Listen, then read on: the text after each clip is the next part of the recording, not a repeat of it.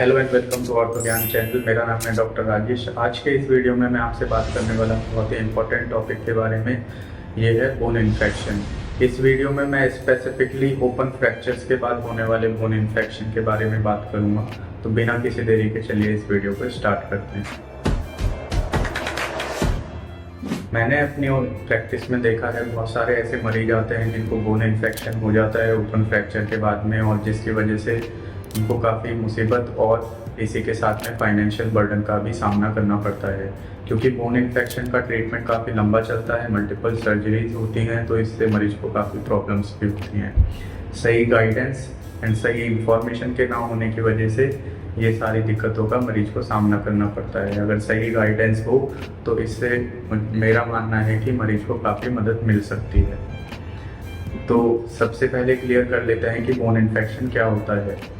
Open fractures में जब हड्डी का कांटेक्ट एनवायरनमेंट से आता है तो उसकी वजह से बैक्टीरिया बोन को कंटेमिनेट करते हैं। कुछ रिस्क फैक्टर जैसे कि सीवियरिटी ऑफ इंजरी, कितनी गति से चोट पहुंची है, कितनी सीवियर है, घाव कितना बड़ा है, कंटेमिनेशन कितना ज़्यादा है, कंटेमिनेशन सॉइल से हुआ है या फिर क्लीन सरफेस पे कांटेक्ट हुआ है, ये सारी चीज़ें। साथ ही मरीज का पहले से जो बीमारियों का होना जैसे कि डायबिटीज़, HIV, इम्यूनोडिफिशियंसी डिसीजेस और इसके साथ ही वुंड केयर, ये सारी की सारी चीज़ें डिसाइड करती हैं कि मरीज को ओपन फ्रैक्चर के बाद में इन्फेक्शन होगा या नहीं होगा। अगर मरीज को हॉस्पिटल पहुंचने में देरी होती है, सही समय से IV एंटीबायोटिक्स नहीं मिल पाती हैं, वुंड केयर नहीं मिल पाती है, मरीज स्मोकिंग करते हैं या फिर मरीज को डायबिटीज़ जैसी बीमारी होती है, तो ऐसी कंडीशन में जो इन्फेक्शन का रिस्क है काफ़ी ज़्यादा होता है।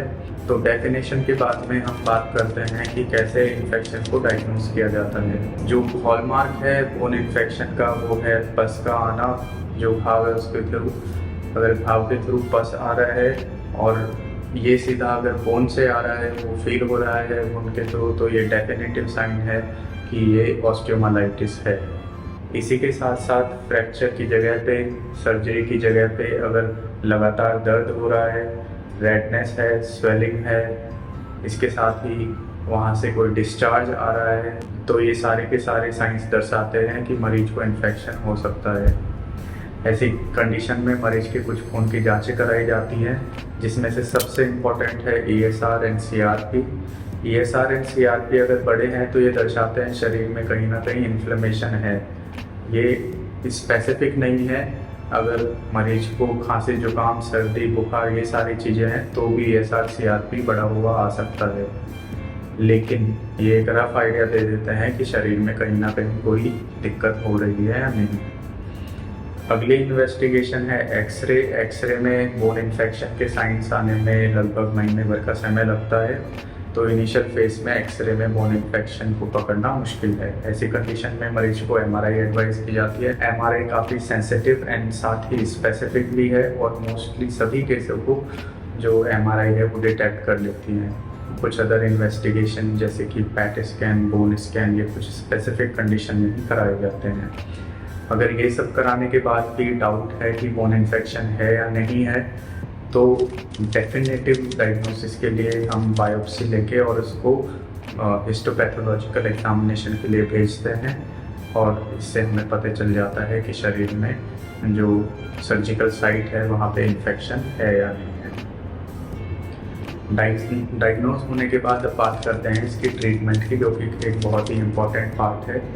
सबसे पहला और मोस्ट इम्पॉर्टेंट जो फैक्टर है डिसाइड करने में कि इन्फेक्शन होगा या नहीं, वो है समय पर IV एंटीबायोटिक का मिलना मरीज को।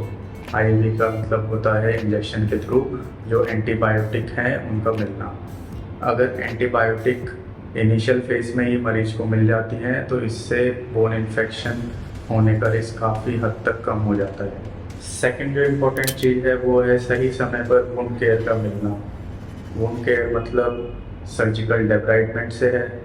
पेशेंट का एक्सीडेंट होने के बाद, ओपन फ्रैक्चर होने के बाद में जल्द से जल्द डेब्राइडमेंट होना चाहिए। ऑपरेशन थिएटर में ले जाके अच्छे से उसकी सफाई होनी चाहिए, जिससे कि जो बैक्टीरियल कंटेमिनेशन है उसको वॉश आउट किया जा सके।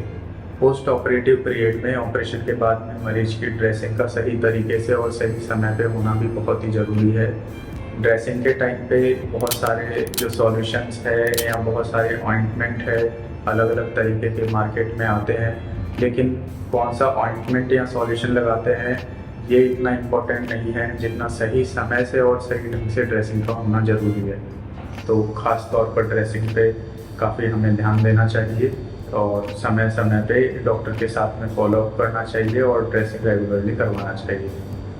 ये सारे के सारे फैक्टर तो डिपेंड करते हैं मेडिकल केयर पे, लेकिन कुछ फैक्टर हैं जो बहुत इम्पोर्टेंट है और वो सिर्फ और सिर्फ पेशेंट पे ही डिपेंड करते हैं। जैसे कि अगर आप स्मोकिंग करते हैं तो स्मोकिंग को तुरंत छोड़ना चाहिए। स्मोकिंग से वुंड हीलिंग काफ़ी हद तक स्लो हो जाती है और नेगेटिव इफेक्ट पड़ता है। सेकेंड इम्पॉर्टेंट चीज़ है न्यूट्रिशन। अगर मरीज का न्यूट्रिशन अच्छा होगा तो घाव जल्दी मरेंगे और साथ ही साथ में बैक्टीरिया से, इन्फेक्शन से लड़ने की जो शरीर की शक्ति है वो भी काफ़ी हद तक इम्प्रूव होगी। मरीज को अच्छे से सनलाइट में एक्सपोजर लेना चाहिए, खूब सारा पानी पीना चाहिए, हाई प्रोटीन डाइट लेना चाहिए। अगर ये सारी बातों का ध्यान रखते हैं तो ये बहुत हेल्प करती है मरीज को इन्फेक्शन से लड़ने में। तो अगर आपको या आपके किसी नॉन को बोन इन्फेक्शन यानी कि ऑस्टियोमाइलाइटिस है तो आई होप ये वीडियो किसी हद तक आपके काम आया होगा। ऐसे ही और वीडियो देखने के लिए please do like, share and subscribe to this channel. Thank you for watching. इस चैनल पे मैं इसी तरीके के और भी वीडियो अपलोड करता रहूँगा, सो प्लीज़ इस चैनल से जुड़े रहिए।